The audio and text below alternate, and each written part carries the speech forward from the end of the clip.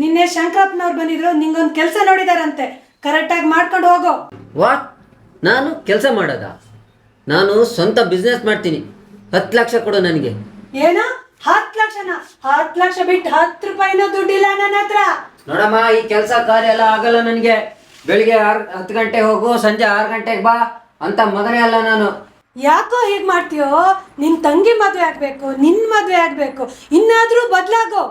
ಏನೋ ಮದುವೆನ? ಮದುವೆ ಎಲ್ಲ ನಮ್ಗೆ ಆಗ್ಬರಲ್ಲಮ್ಮ. ಇದೊಂಥರ ಸಿಂಗಲ್ ಸಿಂಹ ಇದ್ದಂಗೆ.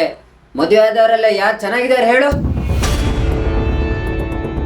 ನೀನು ಯಾವುದೇ ಸಂಸಾರ ನೋಡು, ಗಂಡ ಸ್ಟ್ರಿಕ್ಟ್ ಇರ್ತಾನೆ, ಇಲ್ಲ ಹೆಂಡತಿ ಸ್ಟ್ರಿಕ್ಟ್ ಇರ್ತಾಳೆ. ಒಬ್ರಿಗೆ ಹೆದರ್ಕೊಂಡು ಇನ್ನೊಬ್ರು ಬದುಕ್ತಾ ಇರಬೇಕು, ಇಲ್ಲ ಅಂದ್ರೆ ಮಾರನೇ ದಿವಸನೇ ಡೈವರ್ಸ್. ಹೋಗಿ ಹೋಗಿ ನಿನ್ ಬುದ್ಧಿ ಹೇಳ್ತೀನಲ್ಲ, ಒಬ್ರೊಬ್ಬಕ್ ನಾಯಿ ಬಾಲ ಆದ್ರೂ ನೆಟ್ಟಗಾಗ್ಬೋದು, ನಿನ್ ತಲೆ ನೆಟ್ಟಗಾಗೋದಿಲ್ಲ.